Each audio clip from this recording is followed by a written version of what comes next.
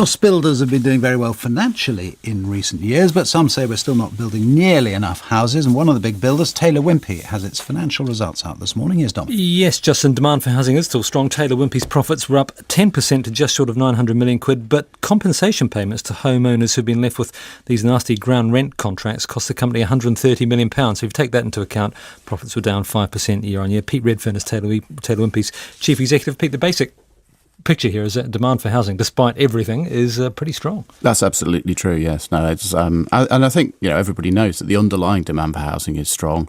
I think what we all always worry about is people's ability to finance that purchase, and I think interest rates are going up. Interest rates are going up. Interest rates are going up, sort of at the base rate level, but actually what we've seen in terms of the mortgage rates people are paying, they've actually come down slightly since base rates went up. So sort of actually the cost to the new purchaser hasn't increased at this point, and so we're still seeing strong demand. Where are we with this ground rents issue? Because mainly in the northwest it was where people who'd bought new houses found themselves with ground rents that were in some cases doubling quite often, perhaps even every year, and you've agreed to compensate them.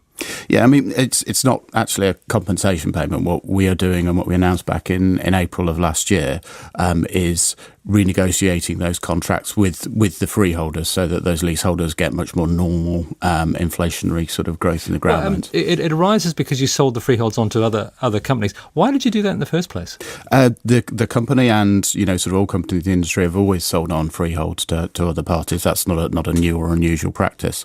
It's a totally different kind of business. It involves management of lots of sort of small contracts and of sites. So did they just get greedier?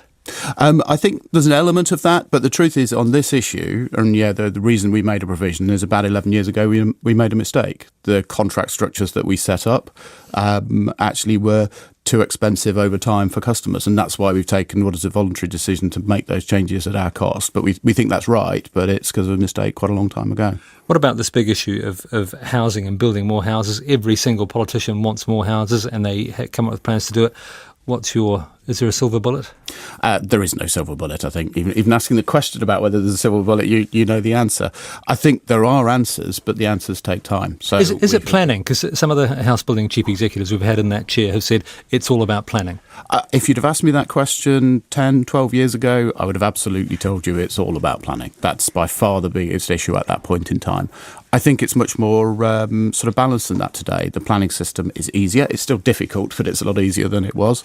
And it's now one of a number of issues. So, we work through a series of different roadblocks, of different bottlenecks on each site. Sometimes it's about absorption, sometimes it's about availability of skills. But the industry is growing. We've grown every year for the last 8, and we'll continue to grow over the next 2 or 3, we expect. So, but you can't remove all of those bottlenecks overnight.